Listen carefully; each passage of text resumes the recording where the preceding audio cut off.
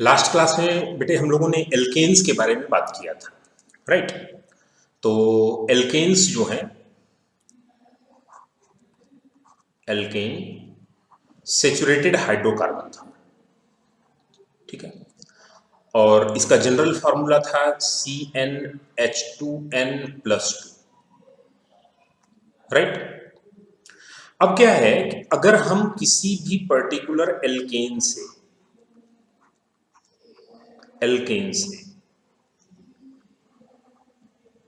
हम एक हाइड्रोजन निकाल दें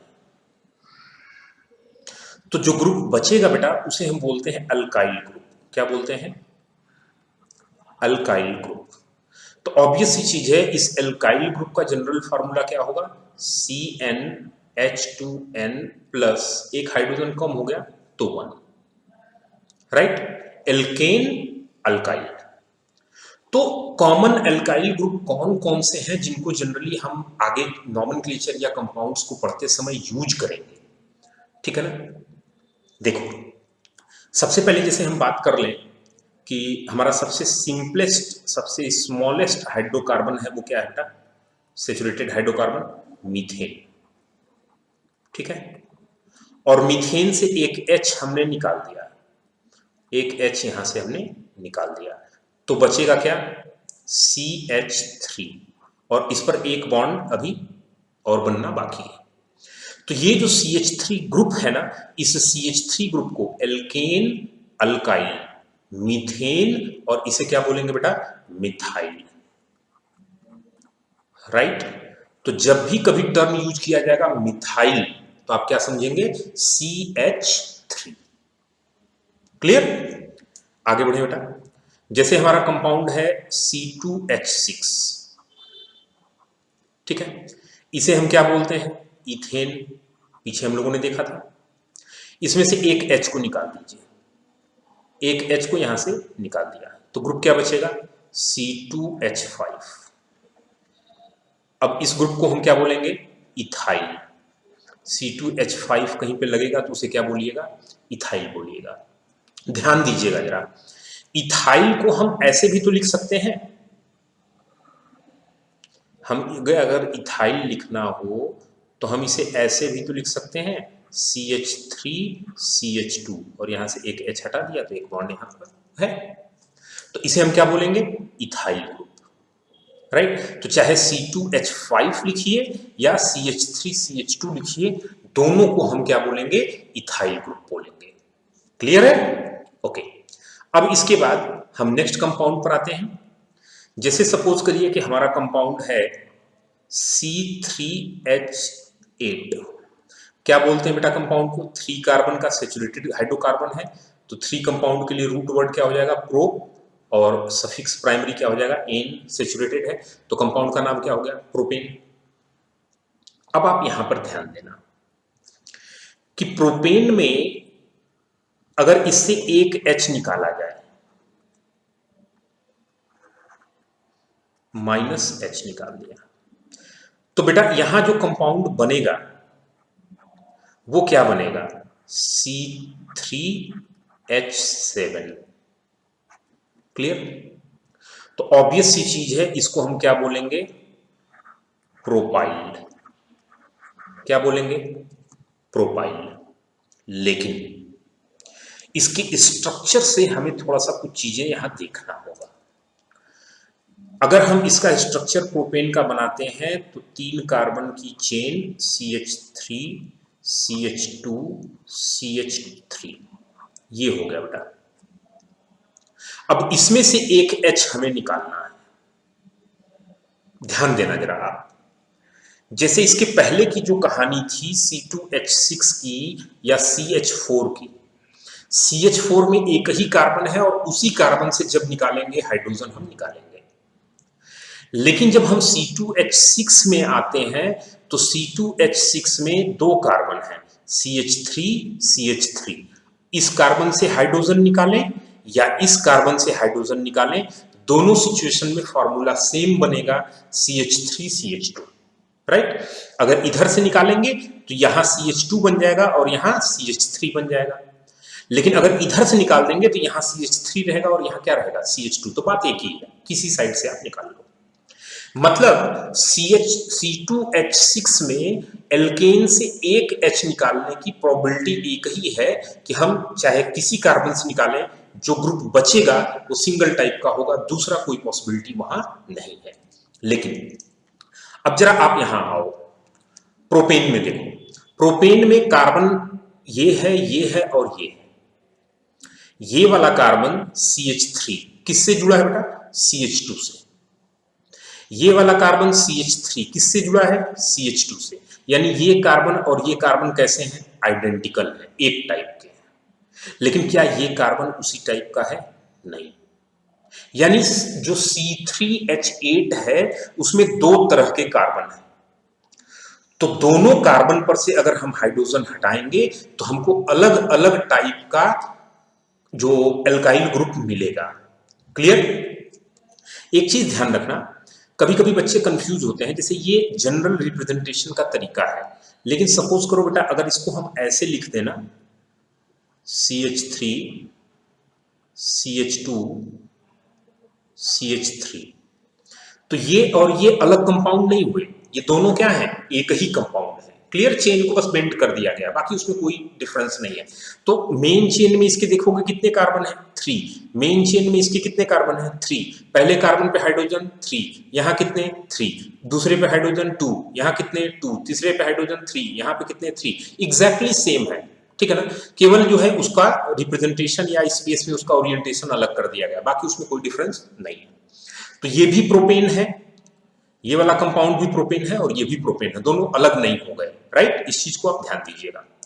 अब देखो बेटा, जब इससे हम हाइड्रोजन रिमूव करते हैं ना, अगर कार्बन नंबर 1 से हम हाइड्रोजन को रिमूव कर लें तो जो हमें एल्काइल ग्रुप मिलेगा, ये एल्काइल ग्रुप हमारा मिलेगा CH3 CH2 CH2, और इस एल्काइल ग्रुप को हम बोलते हैं नॉर्मल, क्या बोलते हैं बेटा? Normal propyl. नॉर्मल प्रोपाइल जब स्ट्रेट चेन में हो और टर्मिनल कार्बन से हाइड्रोजन को रिमूव कर लिया जाए। लेकिन वही अगर यहां से दूसरे कार्बन से हाइड्रोजन को रिमूव कर लिया जाए, तो दूसरे कार्बन से जब आप हाइड्रोजन को रिमूव करिएगा तो उस पर्टिकुलर सिचुएशन में जब आप दूसरे कार्बन से हाइड्रोजन को रिमूव कर रहे हैं तो हमारा जो ग्रुप बनेगा CH3 CH CH3, दूसरे से हाइड्रोजन रिमूव हुआ। इसी को बेटा चाहे ऐसे आप रिप्रेजेंट करो या इसको आप ऐसे रिप्रेजेंट कर लो, CH3 CH CH3, बात एक ही है। ठीक? तो ये जो पूरा ग्रुप होता है ना, ये जो पूरा ग्रुप है,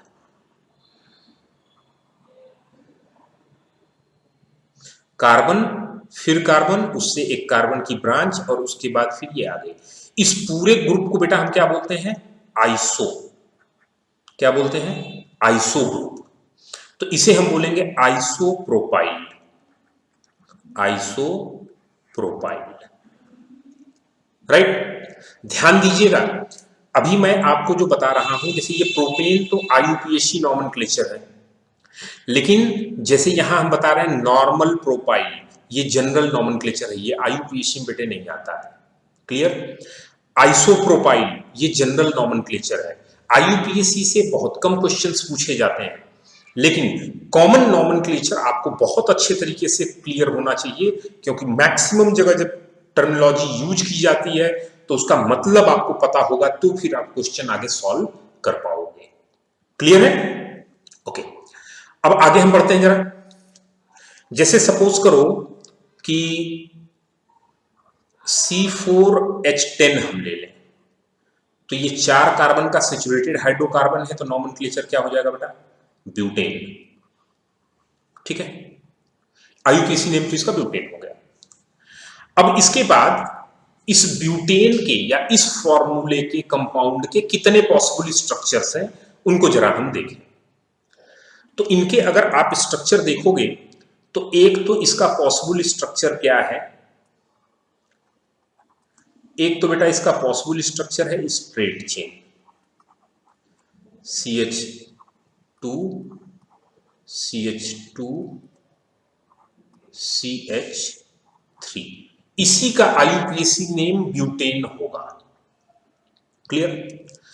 इस कंपाउंड के पॉसिबल स्ट्रक्चर्स और भी हो सकते हैं, लेकिन अगर उसे ब्यूटेन बोला जा रहा है तो उसका स्ट्रक्चर यही होगा। IUPAC के अकॉर्डिंग बात कर रहा हूं। लेकिन अब हम जरा कॉमन नोमेनक्लेचर में आते हैं। IUPAC को आप अभी साइड रखो, कॉमन नोमेनक्लेचर में आते हैं। IUPAC जब आएंगे तो डिटेल में देखेंगे। कॉमन नोमेनक्लेचर में बेटा ब्यूटेन का जो ये फॉर्मूला है, इससे रिलेटेड जो कंपाउंड्स हो सकते हैं, एक दूसरा कंपाउंड हम बनाएंगे CH3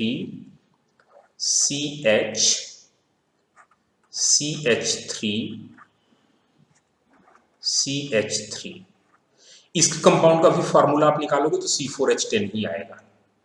क्लियर? अच्छा, इसमें ये ग्रुप आपको दिख रहा है, ये वाला ग्रुप, अभी हम लोगों ने बात की थी कि इस ग्रुप को हम क्या बोलते हैं, आइसो, राइट? तो इस कंपाउंड का जो कॉमन नोमेनक्लेचर है ना, वो क्या होगा, आइसोब्यूटेन, आइसोब्यूटेन, राइट? और इसका जो कॉमन नोमेनक्लेचर है वो क्या है, normal butane, normal butane. Clear? ये तो एल्केन के फॉर्मूले से रिलेटेड जो कंपाउंड्स बन सकते हैं उनका हमने कॉमन नेम देखा। अब बात आती है कि C4H10 से जब आप एक H निकाल दीजिएगा, C4H10 से आपने -H, एक हाइड्रोजन निकाल दिया, तो क्या बन गया बेटा, C4H9। तो ऑब्वियस सी चीज है, इसे हम क्या बोलेंगे, ब्यूटाइल। ग्रुप क्या हो गया, ब्यूटाइल ग्रुप हो गया। तो ब्यूटाइल भी कितने तरीके के होते हैं। अब ये जो हमारे पॉसिबल स्ट्रक्चर्स हैं, इनमें हमें देखना है कि हम हाइड्रोजन कहां कहां से निकाल सकते हैं।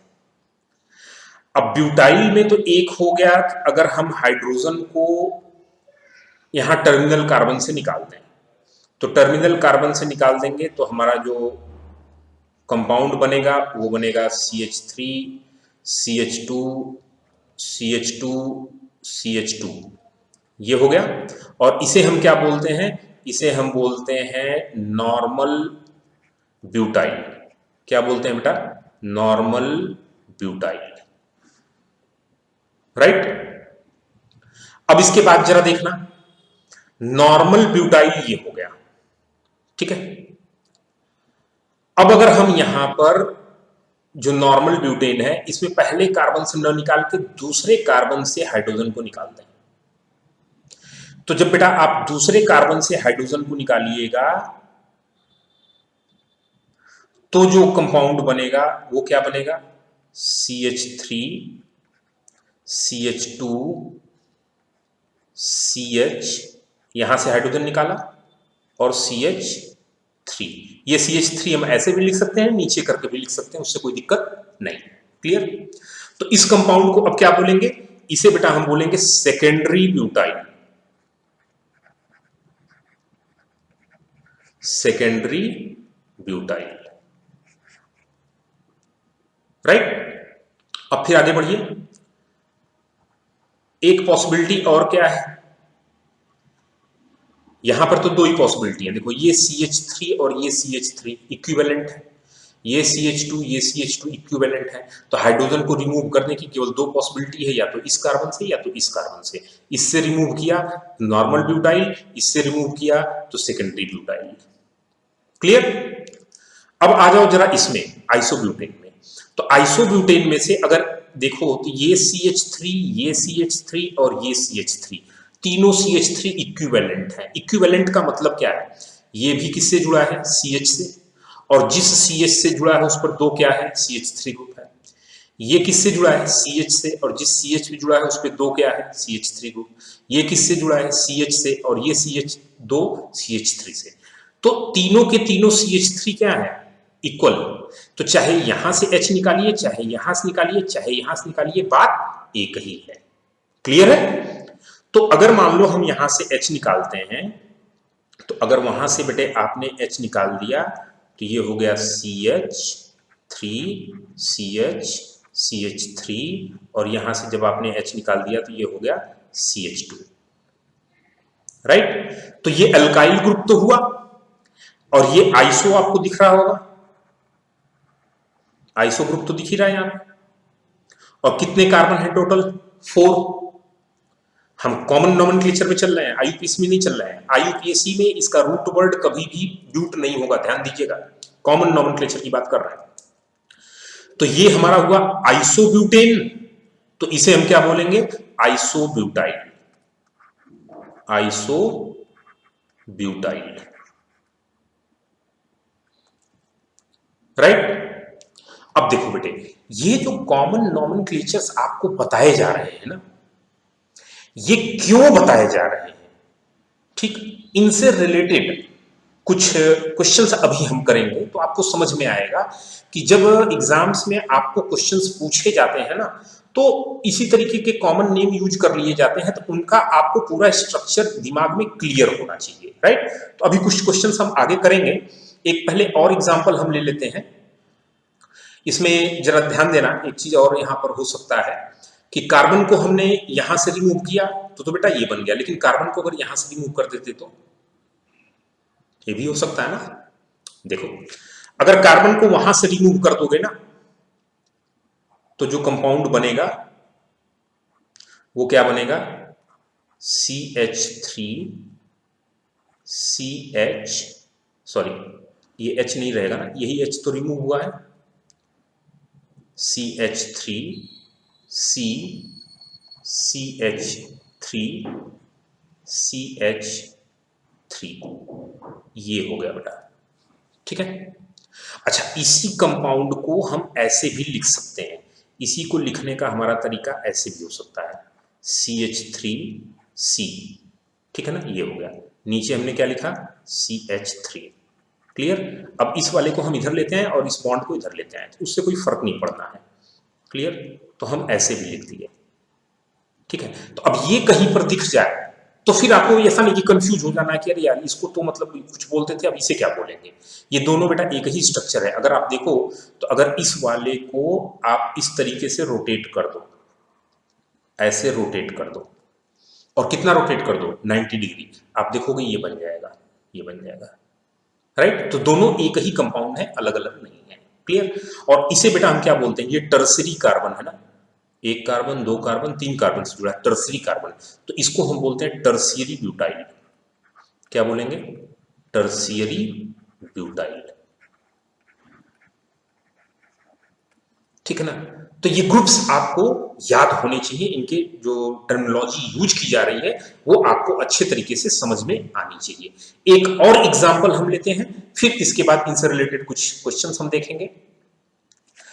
बेटे सपोज करो कि हमारा जो अगला कंपाउंड है C5H10, राइट? तो C5H10 5 कार्बन का कंपाउंड है, नॉमेनक्लेचर हो जाएगा पेंटेन, ठीक। आईयूपीएसी कब? आईयूपीएसी नॉमेनक्लेचर इसका पेंटेन तब होगा जबकि ये CH3 CH2 CH2 CH2 CH3 इस तरीके का ये कंपाउंड है, तो इसका आईयूपीएसी नॉमेनक्लेचर क्या है? Pentane, clear? लेकिन हम यहां प्रीफर कर रहे हैं कॉमन नेम, तो जरा हम कॉमन नेम पर आते हैं। तो कॉमन नेम में इस कंपाउंड का एक स्ट्रक्चर तो बनना है, ये हम लाइन स्ट्रक्चर ड्रॉ कर लें। अब धीरे धीरे आपको लाइन स्ट्रक्चर्स की आदत पड़नी चाहिए। हम लाइन स्ट्रक्चर यहां पे ड्रॉ करते हैं। जैसे यही कंपाउंड है तो इस कंपाउंड का लाइन स्ट्रक्चर क्या होगा? 1 carbon, 2 carbon, 3 carbon, 4 carbon, 5 carbon, right? तो अब यहां क्या है? 1 2 3 4 5, एक कॉमन चेन में, एक लीनियर चेन में सारे कार्बन हैं, और कितने कार्बन हैं? 5। तो इस कंपाउंड को हम क्या बोलेंगे? Normal pentane. Normal pentane, IUPAC nomenclature नहीं, कॉमन नॉमेनक्लेचर की बात कर रहे हैं, राइट? अच्छा, अब इसी का दूसरा स्ट्रक्चर बेटा हम बनाते हैं जो इस फॉर्मूले से रिलेटेड पॉसिबल है।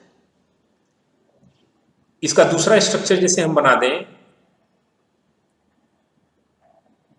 ये कितने कार्बन होगा बेटा? 1 2 3 4, और एक यहां पर CH3 ग्रुप लगा दें। क्लियर? तो अब आप देखोगे कि यहां पर ये क्या हो जाएगा, ये हो जाएगा CH3, ये कार्बन, फिर यहां पर आइए तो क्या हुआ?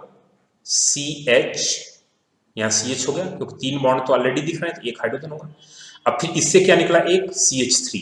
तो चाहे आप ऊपर CH3 लिखो चाहे नीचे CH3 लिखो, उससे कोई फर्क नहीं पड़ता है, राइट? तो ये हो गया CH3 CH ऊपर CH3, फिर ये CH किससे जुड़ा है? एक कार्बन से जिसपे कितने हाइड्रोजन है? 2, तो फिर ये क्या हो गया?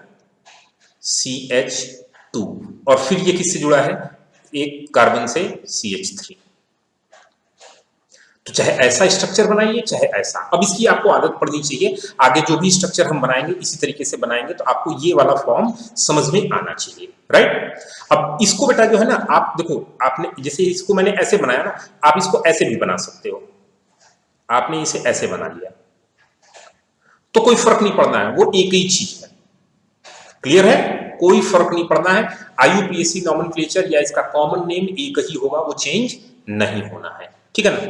चलिए, आप इसे ऐसे भी बनाना चाहो कोई प्रॉब्लम नहीं। अगर मान लो कभी ऐसे बना के कंपाउंड दे दे, ये कर दिया, अब पूछे भाई ये कंपाउंड, ये कंपाउंड, ये कंपाउंड या ये कंपाउंड, ये चारों के चारों क्या है? एक ही है। आप स्ट्रक्चर से मिला के देखो, ये कार्बन क्या है? CH3, ये कार्बन क्या है? CH2, CH3 CH2, यहाँ कितने कार्बन है? एक, हाइड्रोजन कितना होगा? एक, एक कार्बन हाइड्रोजन एक, और ये कार्बन कितने से? 2 CH3 से जुड़ा हुआ है, एग्जैक्टली सेम है, कोई दिक्कत नहीं है। और इस कंपाउंड में आप अगर देख रहे होगे तो ये ग्रुप बेटा आपको क्या दिख रहा है? Iso group, right? कंपाउंड का कॉमन नेम होता है आइसोपेंटेन। आइसोपेंटेन, क्लियर है? चलो, इसके बाद हम आगे बढ़ते हैं। अब सपोज करो एक चीज और यहां पर जरा ध्यान देना बेटा, सपोज करो कि इसी कंपाउंड का स्ट्रक्चर इस तरीके से बना दिया जाए, ठीक है? जो ये है, ये है। तो अब ऐसा नहीं है कि ये कंपाउंड बदल गया, नहीं। आप क्या करो कि जो ये वाला कंपाउंड है ना, इसको ऐसे उल्टा कर दो, ठीक? इस वाले कंपाउंड को इधर से पकड़ो, ऐसे इस साइड लाके उल्टा कर दो, तो देखो अब क्या होगा।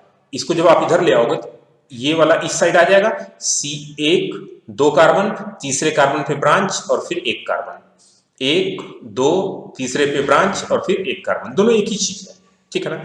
तो ये कोई भी स्ट्रक्चर हो, ये स्ट्रक्चर हो, ये हो, ये हो, ये हो या ये हो, ये सब के सब किसको रिप्रेजेंट कर रहे हैं? आइसोपेंटेन को। तो स्ट्रक्चर में कभी कंफ्यूज नहीं होना है, क्लियर? इसके बाद नेक्स्ट पार्ट पर हम आते हैं। नेक्स्ट पार्ट, सपोज करो कंपाउंड इस तरीके का हो, CH3 CH3 CH3 CH3, इसका भी जब आप मॉलिक्यूलर फार्मूला निकालोगे ना, तो इसका भी मॉलिक्यूलर फार्मूला कितना आएगा? C5H12। यहां पे बेटा देखना, एक थोड़ा सा गड़बड़ हुआ है, ये कंपाउंड का फार्मूला पेंटेन जो है वो उसे गलत मैंने यहाँ पर लिख दिया था, क्योंकि सेचुरेटेड हाइड्रोकार्बन है तो ये C5H12 होगा, ये C5H12 होगा, वो 10 नहीं होगा, वो गलती से वहां पर आ गया था। C5H12, right? कार्ब हाइड्रोजन के नंबर देखो, 3 2 5 2 7 2 9 और 3 12, तो ये C5H12 होगा पेंटेन, राइट? तो यहां पे मतलब आप कंफ्यूज नहीं होना। तो अब यहां पे आप देखो क्या हुआ, C5H12 है, तो C5H12 देखो इसका भी फॉर्मूला कितना है, C5H12, सेचुरेटेड हाइड्रोकार्बन है। क्योंकि अगर ये यहाँ पर C5H10 होगा बेटा ना, तो ये हाइड्रोकार्बन के फॉर्मूले को जो है वो फॉलो ही नहीं करेगा। हाइड्रोकार्बन का हम लोगों ने जो फॉर्मूला देखा CnH2n+2, सेचुरेटेड हाइड्रोकार्बन, ठीक ना, एल्केन, तो वो उसको फॉलो ही नहीं करेगा, ठीक ना। तो उससे आप कंफ्यूज नहीं होना, वो स्टार्टिंग में यहाँ पे गलत लिख दिया था मैंने C5H10, तो वो C5H12 होगा, राइट। चल अब आगे बढ़ते हैं। ये हो गया आपका C5H12, ठीक है। अब आप देखो यहां पर क्या है कि C5H12 का ये जो स्ट्रक्चर है, इसमें ये एक कार्बन क्वाटरनरी कार्बन है, और इस पूरे स्ट्रक्चर को हम बेटा बोलते हैं ना नियो, क्या बोलते हैं, नियोपेंटेन, नियोपेंटेन, ये कॉमन नेम है, ठीक है ना, इसके पीछे कोई लॉजिक नहीं है, टर्म्स है, वो टर्म्स आपको याद करने हैं। तो ये तो हुआ C5H12 के कितने कॉमन नेम हो सकते हैं। अब उनसे जब एल्काइल ग्रुप आप बनाइएगा, C5H12, ये क्या है, पेंटेन, पेंटेन, और इससे जब एक H आप निकाल दीजिएगा तो ये बन जाएगा C5H11, और इसे हम क्या बोलेंगे, पेंटाइल, क्या बोलोगे बेटा, पेंटाइल, राइट। तो अब पेंटाइल कितने टाइप के होंगे इसे देखिए।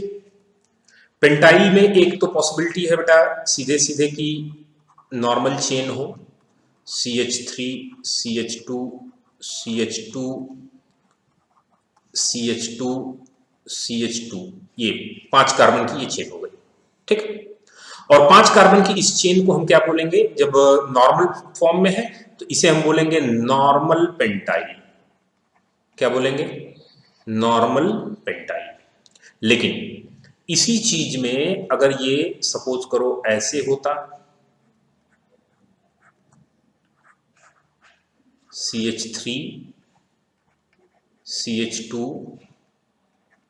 CH2, ये कौन सा फॉर्म है, आइसोपेंटेन जो था ना बेटा, आइसोपेंटेन, उसमें इस वाले कार्बन से हमने एक हाइड्रोजन को रिमूव कर दिया, तो ये आ गया, ये बन गया, इसे हम क्या बोलेंगे, इसे हम बोलेंगे आइसोपेंटाइल, क्या बोलेंगे, आइसोपेंटाइल, राइट। अब इसी के बाद अगर सपोज करो कि ये जैसे ये नियो था, तो यहां से एक कार्बन को अगर हाइड्रोजन को हटा दिया जाए तो अगला जो पेंटाइल ग्रुप बन सकता है वो पेंटाइल ग्रुप क्या बनेगा, CH3 C CH3 CH3 CH2, तो इसे हम क्या बोलेंगे, इसे हम बोलेंगे नियोपेंटाइल, नियोपेंटाइल। ध्यान दीजिएगा मैं बार बार रिपीट कर रहा हूं, ये जो आइसो नियो या नॉर्मल टर्म है ये कॉमन नोमेनक्लेचर के लिए है, IUPAC के लिए नहीं है, क्लियर। चलो बेटे अब जरा देखो इनसे रिलेटेड जो कुछ क्वेश्चंस पूछे जाते हैं तो फिर कहां हमको जरूरत पड़ती है, क्लियर। जैसे मान लीजिए कि आपसे कुछ क्वेश्चंस पूछे जाएं, जैसे मान लो एक क्वेश्चन आपसे पूछा गया,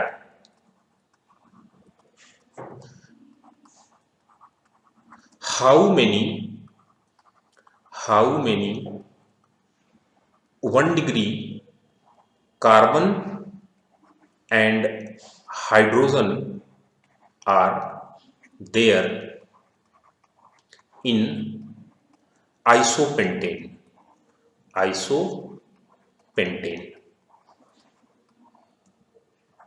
ये क्वेश्चन आ गया, how many 1 degree hydrogen are there in isopentane, clear. बेटे देखो आइसोपेंटेन का जो स्ट्रक्चर है CH3 CH CH3 CH2 CH3, अब अगर आइसोपेंटेन का स्ट्रक्चर आपको पता है तो ये एकदम ओरल क्वेश्चन है, प्राइमरी कार्बन हमें निकालना है तो ये सीधा सीधा दिख रहा है बेटा, ये वाला कार्बन कैसा है, प्राइमरी कार्बन है, सिर्फ एक कार्बन से अटैच्ड है। ये कार्बन कैसा है, प्राइमरी कार्बन है। ये कार्बन कैसा है, प्राइमरी कार्बन है। तो 1 डिग्री कार्बन कितने हो गए बेटा, 1 डिग्री कार्बन कितने हो गए, 3 हो गए। 1 डिग्री हाइड्रोजन, प्राइमरी हाइड्रोजन की बात की जा रही है, तो प्राइमरी कार्बन पे जो हाइड्रोजन प्रेजेंट है उसे क्या बोलते हैं, प्राइमरी हाइड्रोजन। तो 1 डिग्री हाइड्रोजन यानी प्राइमरी हाइड्रोजन कितने हो गए, तो प्राइमरी हाइड्रोजन के नंबर यहां कितने हो गए, 9। क्लियर, एकदम सिंपल था। लेकिन अगर यही टर्म आपको पता नहीं होता कि आइसोपेंटेन किसे बोलते हैं, तो फिर यह क्वेश्चन आपसे नहीं होना है। क्लियर। इसके बाद जैसे सपोज करो हमसे क्वेश्चन पूछे,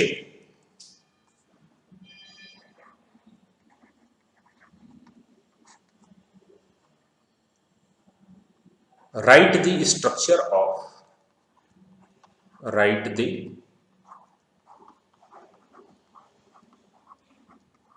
structure of following.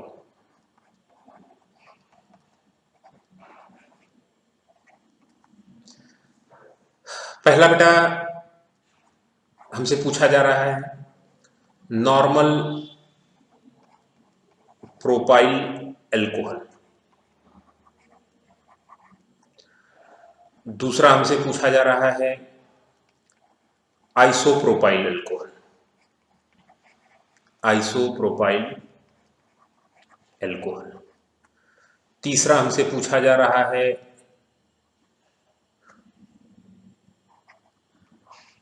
Neo pentyl alcohol. चौथा हमसे पूछा जा रहा है secondary butyl alcohol, secondary butyl alcohol. देखो बहुत ही आसान होता है ये सब चीज, लेकिन चूंकि टर्म्स हमको पता नहीं है, स्ट्रक्चर हमारे क्लियर नहीं है, तो दिक्कत आती है। अब जैसे देखो ये एक चीज आ गई, यहां तो मैंने आपसे क्वेश्चन पूछा है कि right the structure of following, लेकिन ऑर्गेनिक केमिस्ट्री में इस तरह की क्वेश्चन आपसे कहीं पूछे नहीं जाएंगे कि आप नॉर्मल प्रोपाइल एल्कोहल का स्ट्रक्चर लिखो। वहां तो क्वेश्चन स्टार्ट ही होगा कि normal propyl alcohol reacts with, या which one of the following alcohol reacts with the Leucos reagent, या gives precipitate with the Leucos reagent, या shows positive test with the Leucos reagent। तो अब वहां पर आपको अगर इन एल्कोहल्स के स्ट्रक्चर पता है तो फ्रैक्शन ऑफ सेकंड में आपका आंसर आ जाएगा, और नहीं पता है तो फिर आपको प्रॉब्लम होगी। फिर बच्चों को लगता है कि हमको ऑर्गेनिक केमिस्ट्री नहीं आ रही है। बेटे उसके जो बेसिक टर्म्स हैं वो बहुत अच्छे से आपको क्लियर होने चाहिए, राइट। चलो हम इनके स्ट्रक्चर जरा देख लें।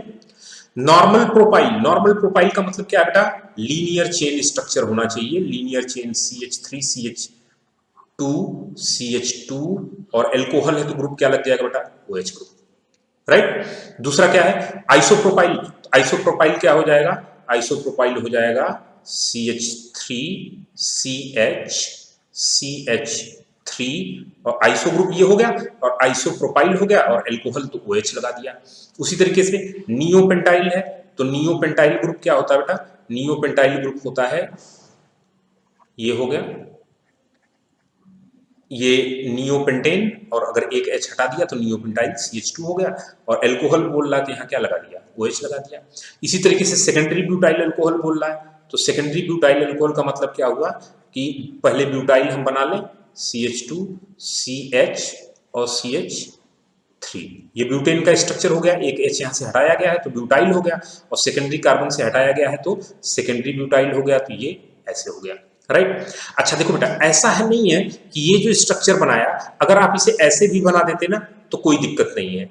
ये मान लो अगर आप H वहां से ना हटा के यहां से हटाते, ठीक, तो कभी कभी बच्चे बोलते हैं कि सर यहां से हटाएं तो क्या प्रॉब्लम, कोई प्रॉब्लम नहीं है बेटा, दोनों स्ट्रक्चर क्या है सेम, दोनों कंपाउंड सेम है, दोनों में कोई अंतर नहीं है। कंपाउंड को पूरा का पूरा ऐसे आप उल्टा कर दो, ठीक, आप इसको जो है पूरा का पूरा घुमा दो उल्टा, देखो यही आ जाएगा, ठीक ना। इसको इस वाले को उठा के इधर ले आओ, इसको उठा के इधर लेते जाओ, यही आ जाएगा। उनको चेंज कर दो पूरा, दोनों एक ही कंपाउंड है, तो ये दोनों क्या है, अलग अलग कंपाउंड नहीं है, ये दोनों क्या है, आइडेंटिकल,